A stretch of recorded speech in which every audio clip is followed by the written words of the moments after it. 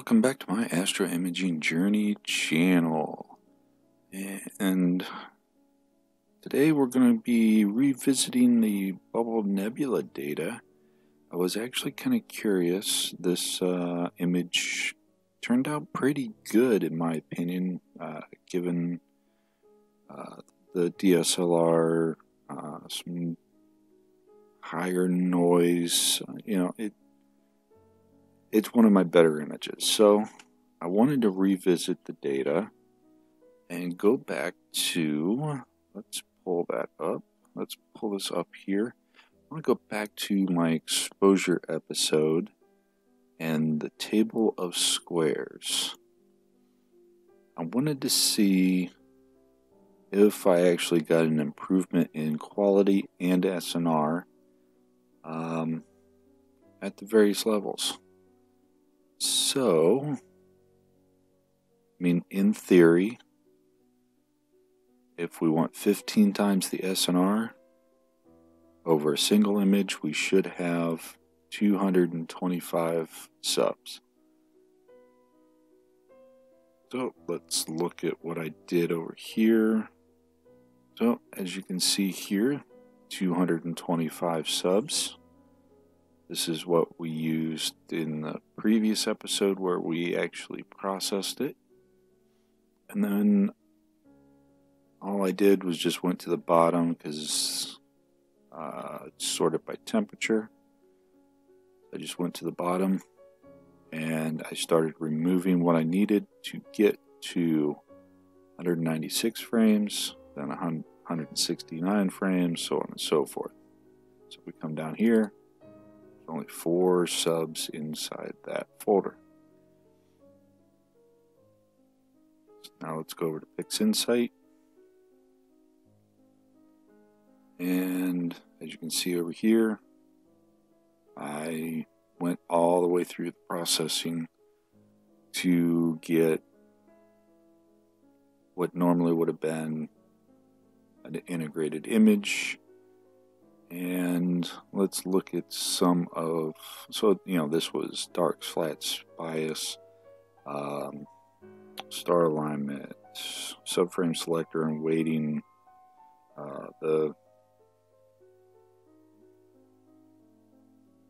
weighting the value, the SS weight value, debayering, all cosmetic correction, not necessarily in that order. The normal process we see in the pre-processing videos I do, it's the exact same. So, just didn't do the drizzle. Didn't see the need to do that for this particular experiment. But if we look here at the bubble, and then we look at, this is with 4 subs, noise definitely smooths out, and we get a little bit better definition in our nebula. So, let's take a look at 3.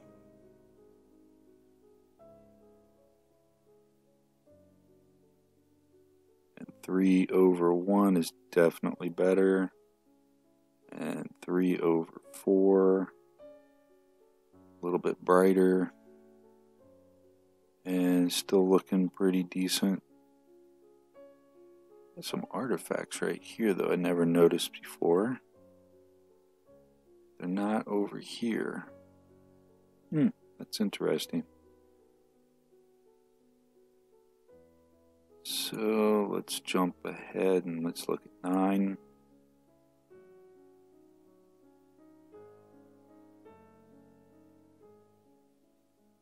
And we definitely see the difference between 1 and 9 and the 2 and 9. And let's put this over here.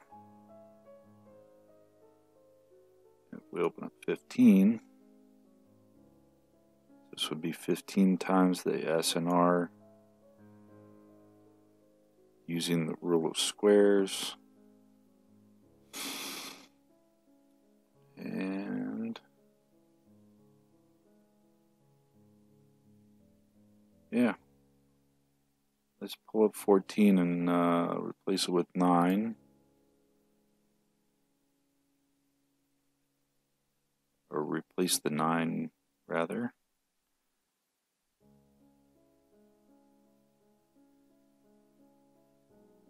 And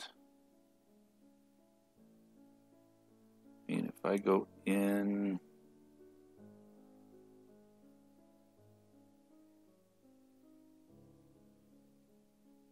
'14 and 15 are pretty darn close. At least just looking at the picture. We haven't done any type of evaluation of these subs yet, or these integrated images yet, but we definitely improved along the way. So visually, it's working for us.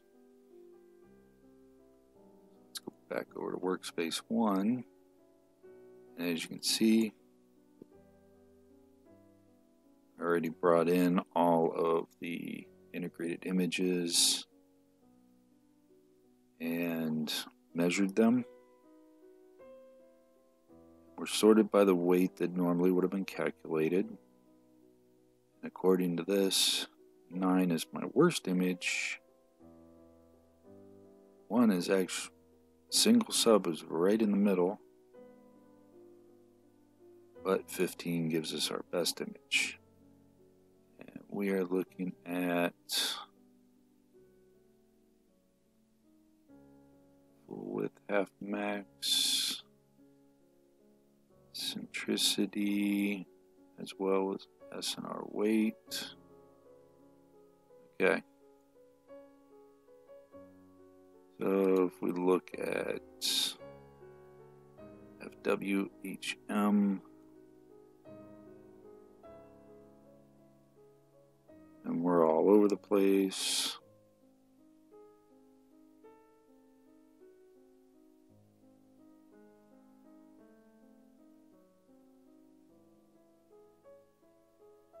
Brighter it got, the bigger the stars got.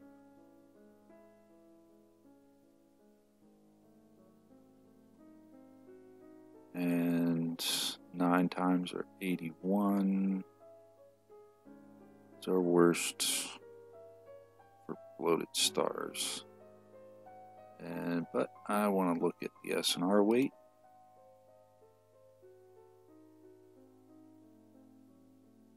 We go from a 3 down to a 118.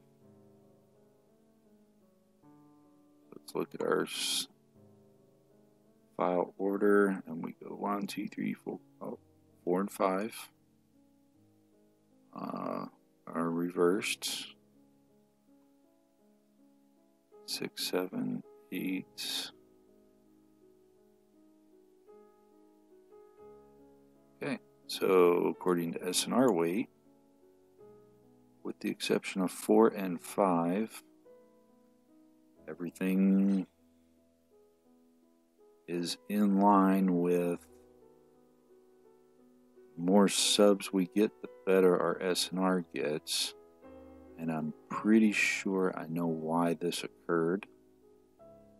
Let me go over here. So if we go down to pixel rejection, we have the ESD tests. Well, if we look at the number of subs, so 16 subs here, 25 subs here, when I integrated those for the 16 subs, if we hover over and you look at linear fit clipping, the third paragraph down, it says it's for large sets of at least 15 images, whereas the ESD, which is the next paragraph down, is for data sets 25 or more. So for the number 4, I use linear fit. For the 25, I use the ESD test. And I'm willing to bet that's where that discrepancy came into play.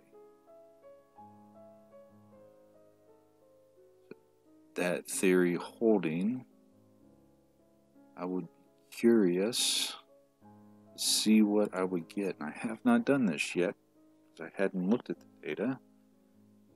Now I would be curious if I use linear fit clipping on the 225 and then compare that with the ESD and see what I come up with, see if there's any difference. I might do that later, but that won't make it into this episode. But so is it worth throwing the extra time into the subs? Based on what I'm seeing, most definitely.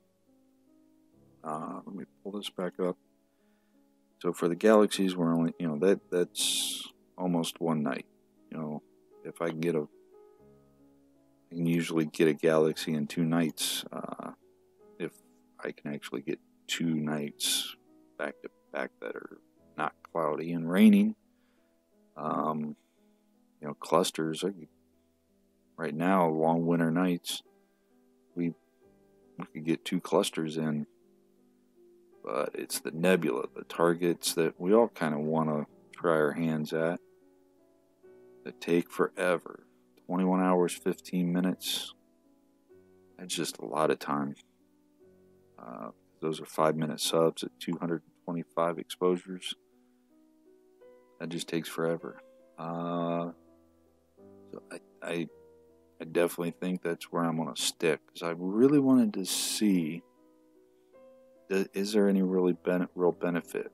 Should I drop down to a 12, so 144 or 121 or even just 100? If we go back here, let's close out that one and let's go with the 10.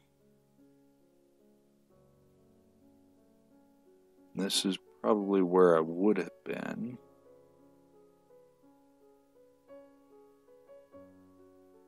We zoom in. It's going to be hard to tell on YouTube if you're watching on your phone. But you can see right in here, the noise profile is more grainy here than over here. We definitely get, and you can also see it in through here as well. This dark area up here. There's definitely a benefit. So I'm sticking with it. 225 it is. So, with that, if you found any problems with what I was doing, did I make a mistake or whatever? Let me know. Let me know what you think I made a mistake on as far as coming to my conclusions. And otherwise, I hope you found this informative. I hope it helps you make some decisions in your own testing and how many exposures you need for your setup. And yeah, I want to thank everybody for watching. Hope you all have a good day. Clear skies, and stick around for the outro. Have a good one. Thanks for watching yet another episode from the Astroimaging Journey channel. Really appreciate your viewership. In our upper right, we have the latest video that I have posted prior to this one. Down in the lower right, we have what YouTube thinks you will enjoy. Below is a subscription link. Please hit that like button, subscribe if you so choose, ring that bell if you want to get notified of something new, and as always, thank you. Clear skies. Remember, dude.